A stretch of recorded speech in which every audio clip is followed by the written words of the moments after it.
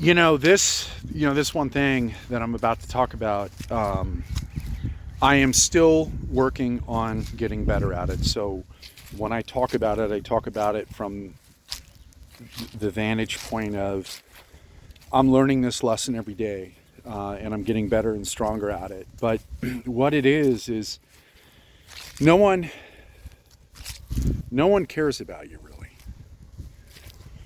And I know that you're like, what? You may be like, what? What are you talking about? And I'm not talking about that people don't love you or that they don't care about you, right? Because if you got parents and brothers and sisters and grandparents and stuff like that, of course they love you and they care about you. But what I'm specifically talking about is several years ago, I lost a really good dear friend. And then shortly after that, I want to say less than a year later, I lost a family member. Both, in my opinion, great people.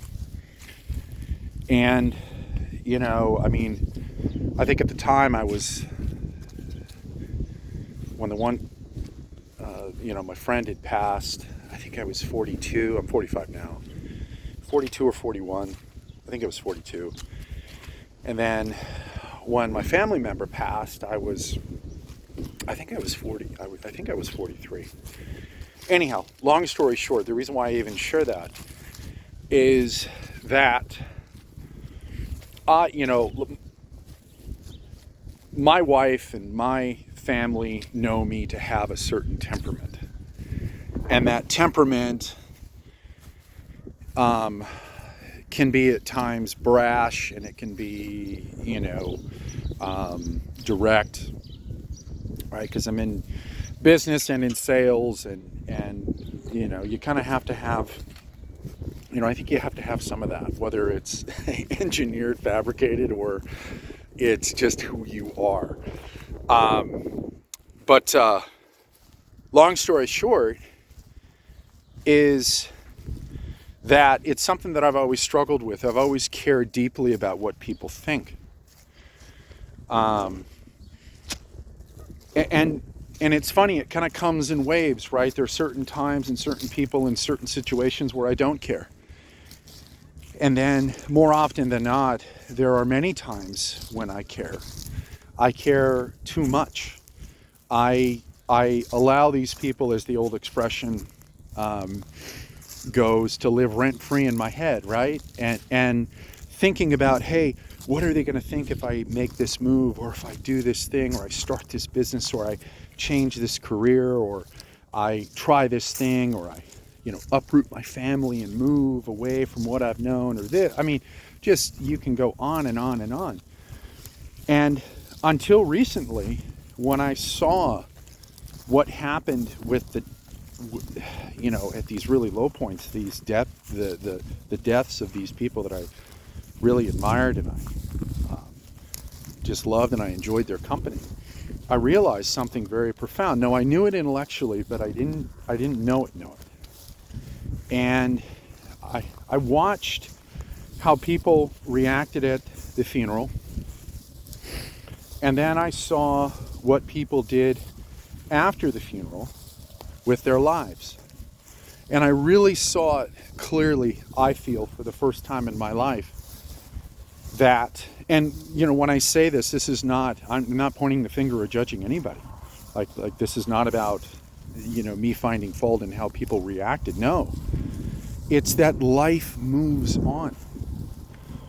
People have enough on their plate, more sometimes than they can even handle, to think about someone dying past the funeral, or maybe a couple of weeks after, or a month. And now, it doesn't mean that they don't love them. It doesn't mean that they don't care about them immensely. It doesn't mean that in those quiet moments they're not thinking about them and they're saddened beyond belief. I'm not saying that. But that life goes on, and it must go on. And the reality is that we all think that people are thinking about us all the time, and the simple reality is we're not, or they're not. they're thinking about you, like if you really thought about it, or if you were able to be if it was able to be known how much they actually think about you, you'd be blown away. And that's not a negative thing. That's an incredibly inspiring thing. And this is what I took away after observing these not back-to-back passing, these people passing away back-to-back, but it was in fairly short order, several months of each other, that I really, for the first time in my life, and maybe it's just because I'm older and, at a certain point you get tired of stepping on your own tail, right? You just do things wrong so many, where, you're just tired of bumping your head against the wall because you're like, gosh, come on, let's learn here. But I really, really focused and I really observed that no one is thinking about me the way that I think that they're thinking about me. And the revelation that came from that is that if that's the case, and the only judgment or the only limitations that I'm imposing on myself are because I think people are going to think this or do this, or they have this opinion of this or that, the reality is that it was liberating. That people don't have enough bandwidth to think about me. So hence, in the scheme of things, they don't really care. And I'm just using they don't care, for kind of the replacement of that. They just don't have time to think about you. And so it was such a eye-opening thought for me that, well, it actually kicked off me, moving my family halfway across the country to start a new life and try, like a different type of living, like living out in the country, etc. Because he came from a relatively big city, and, just to try a new adventure. And it really stemmed from this thought of that the only person that I'm, that's thinking about me constantly is me. And I should live the life that I want to create for myself, for my family, and not worry what other people are going to say, do, think. And I know that this is very, that this could be very elementary, right? Like in terms of, like, what I mean by elementary is that, hey,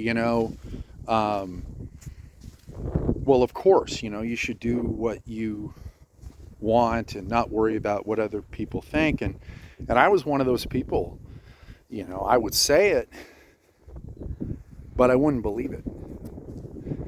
And I can tell you that it's much better living on the other side of that. Now, I still deal with it. At times I'm placing too much care and attention into what other people think of me or don't think of me. But I'm getting better. And the reality is that what I've found in just focusing on what I want to do and not being consumed with what others may think is that, number one, life is a little bit easier in the sense that I don't have all these thoughts. And number two is that people, I find that in some way there's kind of like a gravitational pull that you'll have on people, because you're just doing things that are going to benefit and prosper you and your family and stuff like that, and you're not taking time to get a consensus or trying to get buy-in from people that honestly at the end of the day that you really don't care too much about what they think, but just in your head, right? They kind of live there. But long story short is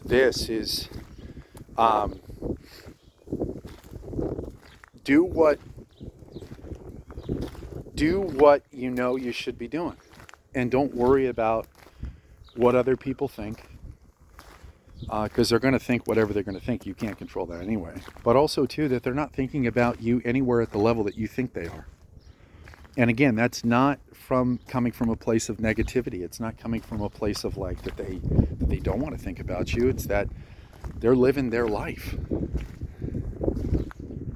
And you should be living your life, and you should be doing what you want to do, whatever your purpose is, and all those sorts of things. But focus on you, and everything else kind of gets figured out.